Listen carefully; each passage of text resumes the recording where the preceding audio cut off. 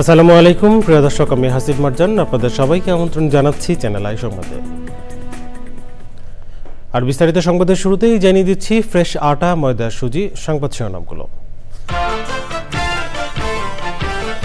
মার্কিন প্রতিনিধি দলের সাথে রাজনৈতিক দলগুলোর বৈঠক, সংস্কার ও নির্বাচন নিয়ে বিএনপি, জামায়াত, এনসিপির ভিন্ন ভিন্ন মত।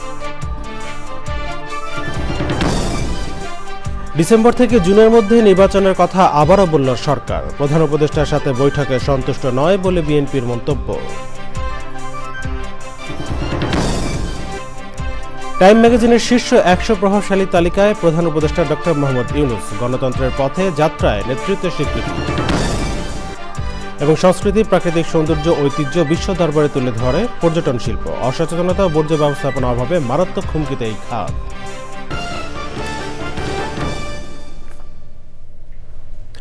সংবাদ শিরোনাম জানাচ্ছিলাম। এখনকার সংবাদের জন্য একই সঙ্গে চ্যানেলের ইউটিউব চ্যানেলে এবং চ্যানেলের ওটিটি প্ল্যাটফর্ম মাই স্ক্রিনে লাইভ স্ট্রিম হচ্ছে। চলেছে বিস্তারিত সংবাদে। ডিসেম্বরের আগে নির্বাচন করা সম্ভব বলে সফররত যুক্তরাষ্ট্রের দক্ষিণ ও মধ্য এশিয়া বিষয়ক উপসহকারী পররাষ্ট্রমন্ত্রী নিকোল চুলিককে জানিয়েছে বিএনপি। যেসব সংস্কারের বিষয়ে রাজনৈতিক দলগুলোর ঐক্যমত্য হবে সেগুলো বাস্তবায়নে বেশি সময় লাগার কথা নয় বলে দাবি করেছেন বিএনপির স্থায়ী কমিটির সদস্য আমির খসরু মাহমুদ চৌধুরী। অপরদিকে প্রধান উপদেষ্টার প্রতিশ্রুতি অনুযায়ী আগামী রমজানের আগেই নির্বাচন চায় জামায়াতে ইসলামী। বৈঠকে এনসিপি জানিয়েছে মৌলিক সংস্কার ছাড়া নির্বাচন গ্রহণযোগ্য হবে না। আরও জানাচ্ছেন আক্তার হোসেন। 3 দিনের সফরে ঢাকায় যুক্তরাষ্ট্রের দক্ষিণ ও মধ্য এশিয়া বিষয়ক উপসহকারী পররাষ্ট্রমন্ত্রী নিকোল চুলিক। সফরের প্রথম দিনেই প্রধান রাজনৈতিক দলগুলোর সঙ্গে বৈঠক করেন তিনি। মার্কিন ডেপুটি হেড অব মিশনের বাসভবনে বৈঠকে অংশ নেয় জামায়াত ইসলামীর প্রতিনিধি দল। ঘণ্টাখানেক বৈঠক শেষে সাংবাদিকদের জামায়াতের আমির জানান, রমজানের আগেই নির্বাচন চান তারা। তারা শুধু এতটুকু জানতে চেয়েছেন যে আমরা কখন এই নির্বাচনটা অনুষ্ঠান দেখতে চাচ্ছি। আমরা বলছি যে সরকারের প্রধান উপদেষ্টা বলেছেন যে তিনি এই দেশের এই বছরের ডিসেম্বর অথবা আগামী বছরের জুনের মধ্যে ইলেকশন দেবেন। আমরা তার কমিটমেন্টে তিনি ঠিক আছেন এটা দেখতে চাই। আর আমাদের ভিউ হচ্ছে যে এটা রমজানের আগেই শেষ হয়ে যাওয়া দরকার। পরে বৈঠক করে জাতীয় নাগরিক পার্টি এনসিপির নেতারা। বৈঠক শেষে দলের আহ্বায়ক নাহিদ ইসলাম বলেন, বর্তমান মাঠ প্রশাসন দিয়ে লেভেল প্লেইং ফিল্ড নিশ্চিত করা সম্ভব নয়। বিচার ও সংস্কার ছাড়া নির্বাচন হলে এনসিপি অংশ নেবে কিনা তা বিবেচনাধীন। এবং কোনো ধরনের পরিবর্তন ছাড়া নির্বাচনের দিকে গেলে সেই নির্বাচনটি গ্রহণযোগ্য হবে না। সেই নির্বাচনে জাতীয় নাগরিক পার্টি অংশগ্রহণ করবে কিনা সেটাও বিবেচনাধীন থাকবে। বর্তমান সময়ে যেই মাঠ প্রশাসন রয়েছে সেই মাঠ প্রশাসন আমাদের কাছে মনে হয়েছে যে নিরপেক্ষ আচরণ করছে না। বিভিন্ন জায়গায় জাতীয় নাগরিক পার্টির নেতাকর্মীদের উপরে হামলা চলছে।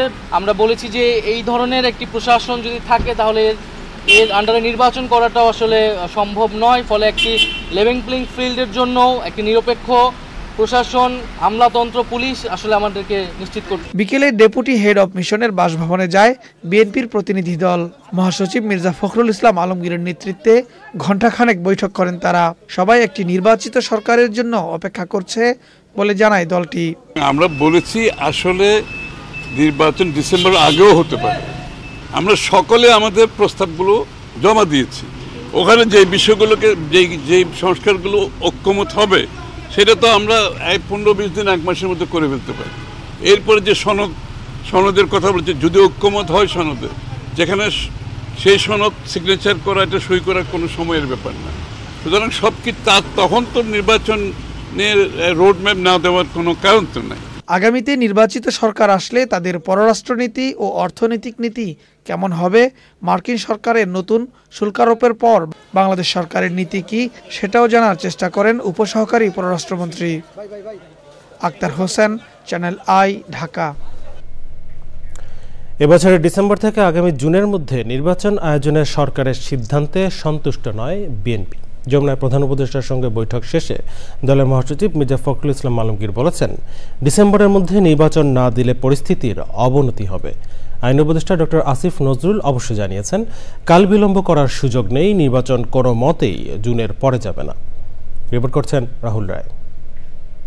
এর আগে নানা ইস্যু নিয়ে প্রধান উপদেষ্টা অধ্যাপক ডক্টর মোহাম্মদ ইউনূসের সঙ্গে বিএনপি বৈঠক করলেও এবার শুধু ডিসেম্বরের আগে নির্বাচন দেওয়ার দাবিতে বৈঠক করেছেন দলটির নেতারা। পূর্ব নির্ধারিত সময় অনুযায়ী 12টার দিকে বিএনপি মহাসচিবের নেতৃত্বে দলের 6 জন স্থায়ী কমিটির সদস্য প্রধান উপদেষ্টার বাসভবন যমুনায় যান। প্রায় 2 ঘন্টার বৈঠক শেষে বিস্তারিত তুলে ধরেন বিএনপি মহাসচিব। প্রধান উপদেষ্টা মহোদয় তিনি তার সুনির্দিষ্ট কোন ডেডলাইন আমাদের দেননি। তিনি বলেছেন যে ডিসেম্বর থেকে জুনের মধ্যে তিনি নির্বাচন শেষ করতে চান। এই কথা তিনি আজকে আবার বলেছেন। আমরা একেবারেই সন্তুষ্ট নই। আমরা পরিষ্কার করেই বলেছি যে আমরা ডিসেম্বর কাট আউট টাইম, ডিসেম্বরের মধ্যে নির্বাচন যদি না হয় তাহলে দেশে যে রাজনৈতিক পরিস্থিতি, অর্থনৈতিক পরিস্থিতি এবং সামাজিক পরিস্থিতি সেটা আরো খারাপের দিকে যাবে। সেটা তখন নিয়ন্ত্রণ করা বেশ কঠিন হবে। প্রধান উপদেষ্টার পক্ষ থেকেও ব্রিফিং করা হয়। আইন উপদেষ্টা জানান নির্বাচন নিয়ে সরকারের সিদ্ধান্তের কথা।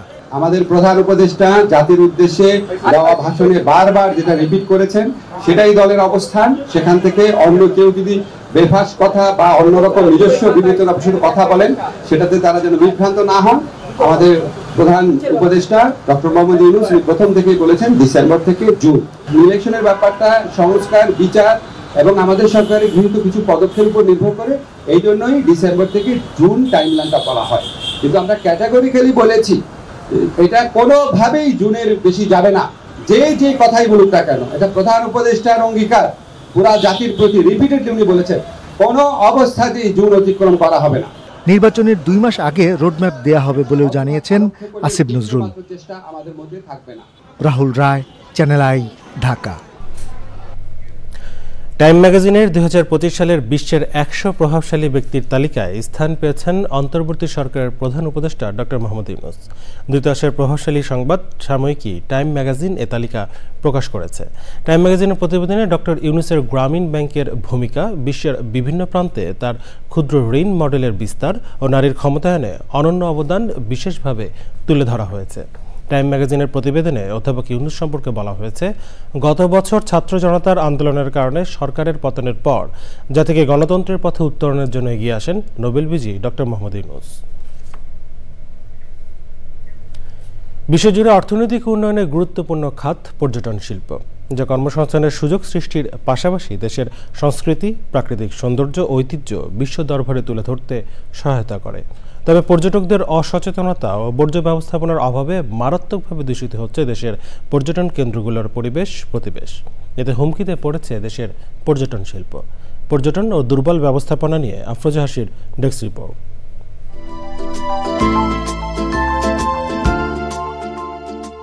অজানাকে জানা আর অদেখাকে দেখার অদম্য ইচ্ছা থেকেই পর্যটকরা ছুটে চলেন বন, জঙ্গল কিংবা সাগর থেকে পাহাড়ে। অবকাশকালীন ভ্রমণের জন্য পর্যটকদের শীর্ষ পছন্দের তালিকায় রয়েছে কক্সবাজার। পাহাড়ি কন্যা, রাঙামাটি, সাজেক কিংবা বান্দরবানও রয়েছে এই তালিকায়। সিলেটের সারি নদী, লালাখাল, রাতারগুল ও সাদা পাথর যেন সর্বদা হাতছানি দেয় পর্যটকদের। তাই তো যে কোনো উৎসব কিংবা উপলক্ষে পর্যটকরা ছুটে যান দেশের এসব পর্যটন কেন্দ্রগুলোতে।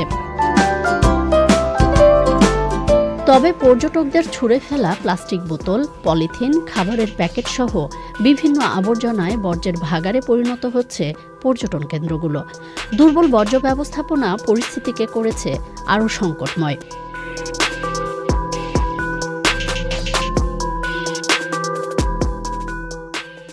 এতে একদিকে যেমন প্রাকৃতিক সৌন্দর্য হারিয়ে যাচ্ছে, অন্যদিকে ক্ষতিগ্রস্ত হচ্ছে পর্যটন শিল্প। পরিবেশের স্বাভাবিক ভারসাম্য রক্ষায় জনসচেতনতার পাশাপাশি পরিবেশ বান্ধব ভ্রমণের কোনো বিকল্প নেই। পরিবেশ বান্ধব ভ্রমণ জনপ্রিয় হলে পর্যটকরা প্রকৃতির সান্নিধ্যে অনাবিল আনন্দ উপভোগ করবেন, পাশাপাশি রক্ষা পাবে দেশের বিভিন্ন অঞ্চলের প্রাকৃতিক সম্পদও।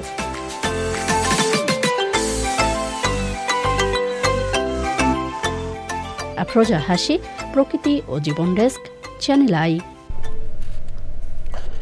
পর্যটন ও দুর্বল ব্যবস্থাপনা নিয়ে পর্ব দেখবেন আজ রাত 10টা 15 মিনিটে প্রকৃতি ও জীবন অনুষ্ঠানে। অপরিকল্পিত দ্রুত নগরায়নে নগরে নির্মল বাতাস পাওয়া এখন বড় চ্যালেঞ্জ হয়ে দাঁড়িয়েছে, যা মোকাবেলায় কেউ কেউ নিজ ভবনের ছাদে নিচ্ছেন ছাদ কৃষির উদ্যোগ। ঢাকা কুড়িলের জোয়ার সাহারা এলাকায় 10তলা ভবনের ছাদে এমন কৃষি চর্চায় নেমেছেন শাহরাজ সিরাজি। বিস্তারিত জানাচ্ছেন শাইখ সিরাজ। ঢাকা কুড়িল বিশ্ব রোড সংলগ্ন জনবসতি এলাকা জোয়ার সাহারা। এখানে 10 তলার উপরে 5000 বর্গফুট আয়তনে পরিকল্পিতভাবে ছাদ কৃষি করেছেন শাহরাজ সিরাজি। সুবিস্তৃত এই ছাদে একদিকে উৎপাদন হচ্ছে নানা রকম ফল আর অন্যদিকে সবজি, আম, পেয়ারা, পেঁপে, কাঁচামরিচ, বড়ই, লেবু, সব কিছুই আছে।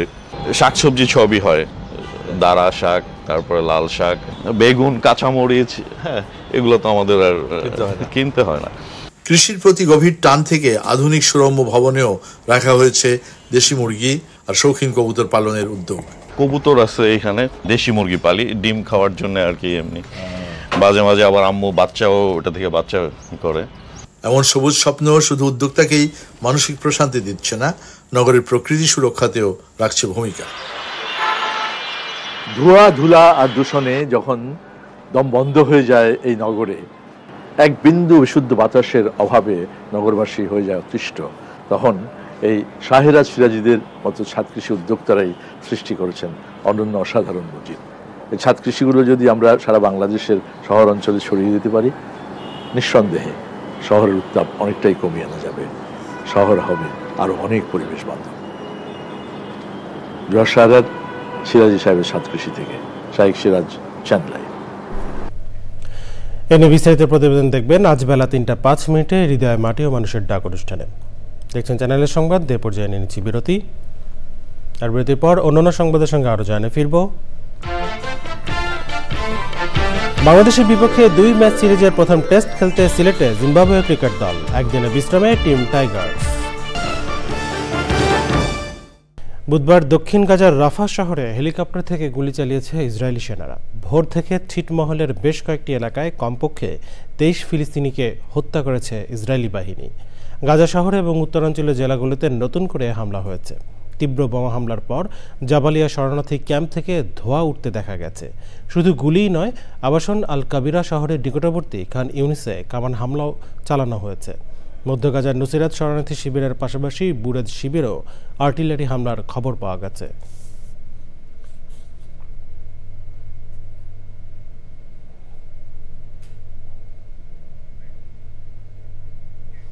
এরপর যা রয়েছে নিটল টাটা কৃষি সংবাদ।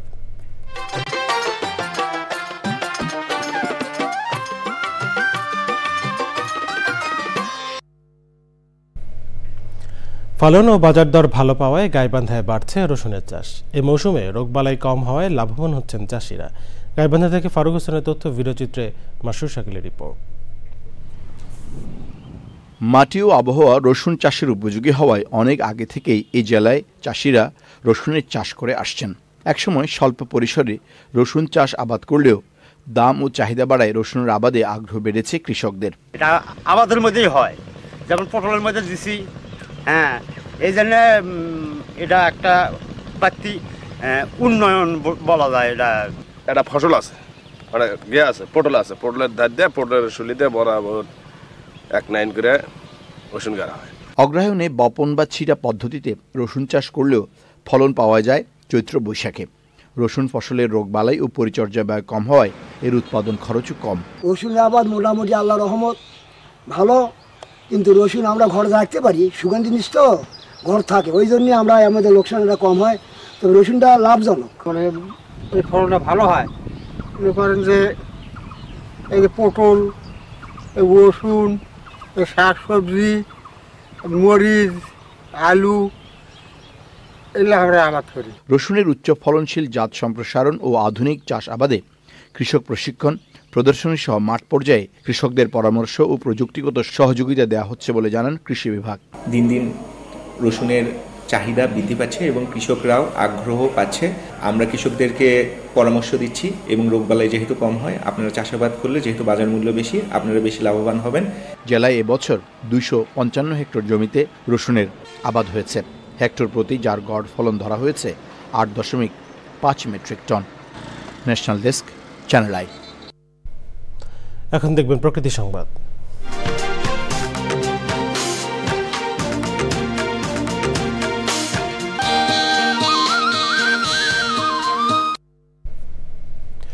ঘন ঘন ঝড়, জলোচ্ছ্বাস, বন্যা সহ নানা প্রাকৃতিক দুর্যোগে বিপর্যস্ত উপকূলীয় জনপদ। বাড়ছে উদ্বাস্তুর সংখ্যাও। দুর্যোগ মোকাবেলায় আগাম প্রস্তুতি হিসেবে জলবায়ু সহিষ্ণু টেকসই বেড়িবাঁধ নির্মাণের উদ্যোগ নিয়েছে পানি উন্নয়ন বোর্ড। এতে নতুন জীবনের স্বপ্ন দেখছেন উপকূলবাসী। তবে উপকূলে টেকসই বেড়িবাঁধ নির্মাণে বিশেষজ্ঞদের নিয়ে সম্মিলিতভাবে প্রকল্প বাস্তবায়নের তাগিদ দিয়েছেন সংশ্লিষ্টরা। খুলনা প্রতিনিধি দানিল সুজিত বোসের রিপোর্ট। সুন্দরবনের কোলঘাসা খুলনার উপকূলীয় অঞ্চল পাইকগাছা। গত বছরের আগস্ট মাসের বন্যায় ডুবে যায় এই উপজেলার 13টি গ্রাম। গৃহহীন হয়ে পড়ে কয়েক হাজার মানুষ। তাদের মধ্যে একজন আসিয়া খাতুন। একজনের দ্বারা পূরণ করা সম্ভব না। কেউ এসে দুকোন টিন দিলে, কেউ এসে দুটো বাঁশ দিলে, কেউ এসে দুটো খুঁটি দিলে, কেউ দুটো পলিথিন দিলে, কেউ একটা তাঁবু দিলে, এইভাবে ছিলাম আমরা। একই পরিস্থিতিতে পড়েন পার্শ্ববর্তী দাকুপ উপজেলার হাজারো মানুষ। 5টি ওয়ার্ডের মানুষের খুব দুঃখে 2-3 মাস অবদার বাদের উপরে ছিল। এখন এই জায়গায় বালির বস্তা দিতে হবে, আমাদের গাছ লাগাতে হবে, ভিতর দিয়ে বন লাগাতে হবে। এসব না দিলে তো এই রাস্তা থাকবে না। পানি শুনি যাতে না ওটা মাইগে বাড়ি ওরা তো সেইটাই চাচ্ছে। এমন পরিস্থিতিতে পানি উন্নয়ন বোর্ডের জলবায়ু সহিষ্ণু বেড়িবাঁধ নির্মাণের উদ্যোগ আশার আলো দেখাচ্ছে উপকূলবাসীদের। পর্যাপ্ত ক্ষতি হয়েছে আমাদের, এই ভাঙনের থেকে রেহাই পেলে আমরা বাঁচব। এমন উদ্যোগ পরিবেশ সংরক্ষণ সহ জননিরাপত্তা নিশ্চিতে ইতিবাচক ভূমিকা রাখবে প্রত্যাশা পানি উন্নয়ন বোর্ডের। বর্ষার আগে আমাদের প্রস্তুতি আছে, যাতে যেসব জায়গায় বাঁধ দুর্বল আছে, যেখানে কাজ করার প্রয়োজন, আমরা সেখানে করে ফেলতেছি। প্রায় 30 কিলোমিটার মতো বেড়িবাঁধ আমরা চলমান রয়েছে আমাদের মেরামত কাজ, এবং সকলের ঐকাত্মিক প্রচেষ্টায় আমাদের এই দুর্যোগগুলো আমরা মোকাবেলা করতে সক্ষম হয়। তবে টেকসই বেড়িবাঁধ নির্মাণ নিশ্চিতে বিশেষজ্ঞদের পরামর্শে প্রকল্প বাস্তবায়ন জরুরি বলছেন সংশ্লিষ্টরা। বিশেষজ্ঞদের নিয়ে সম্মিলিতভাবে একটা প্রজেক্ট প্ল্যান তৈরি করা, আমরা এই কাজগুলি করা অলরেডি হাতে নিয়েছি। ইনশাল্লাহ এই প্রজেক্ট হলে আমাদের সমস্যার সমাধান হবে। জীবন জীবিকা রক্ষায় দ্রুত জলবায়ু সহিষ্ণু বেড়িবাঁধ নির্মাণ প্রকল্প বাস্তবায়নের প্রত্যাশায় প্রতিনিয়ত প্রাকৃতিক দুর্যোগের সাথে লড়াই করে বেঁচে থাকা উপকূলবাসীর। Daniel Sujit Bose, Channel i, Khulna. জানাবো খেলার খবর।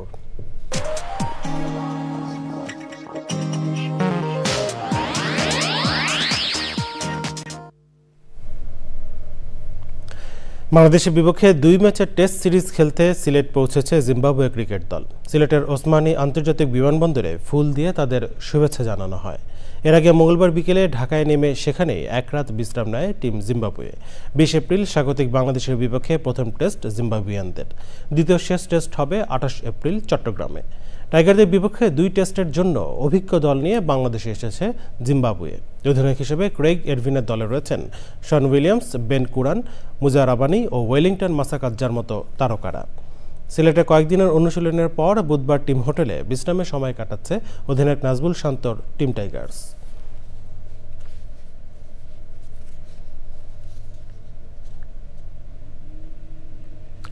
সংবাদ শেষ করবো, তবে যাবার আগে ফ্রেশ আটা, ময়দা, সুজি সংবাদ শিরোনামগুলো জানিয়ে দিচ্ছি আরও একবার। মার্কিন প্রতিনিধি দলের সাথে রাজনৈতিক দলগুলোর বৈঠক। সংস্কার ও নির্বাচন নিয়ে বিএনপি, জামায়াত, এনসিপির ভিন্ন ভিন্ন মত। ডিসেম্বর থেকে জুনের মধ্যে নির্বাচনের কথা আবারও বলল সরকার। প্রধান উপদেষ্টার সাথে বৈঠকে সন্তুষ্ট নয় বলে বিএনপির মন্তব্য। টাইম ম্যাগাজিনের শীর্ষ 100 প্রভাবশালী তালিকায় প্রধান উপদেষ্টা ডক্টর মোহাম্মদ ইউনূস। গণতন্ত্রের পথে যাত্রায় নেতৃত্বের স্বীকৃতি। এবং সংস্কৃতি, প্রাকৃতিক সৌন্দর্য, ঐতিহ্য বিশ্ব দরবারে তুলে ধরে পর্যটন শিল্প। অসচেতনতা ও বর্জ্য ব্যবস্থাপনার অভাবে মারাত্মক হুমকিতে এই খাত। চ্যানেলে সর্বশেষ সংবাদ জানতে ভিজিট করুন channelionline.com-এ। যুক্ত থাকুন আমাদের সোশ্যাল মিডিয়া প্ল্যাটফর্মগুলোর সাথে। এই ছিল চ্যানেলের সংবাদের এখনকার আয়োজন। এতক্ষণ সাথে থাকার জন্য ধন্যবাদ সবাইকে।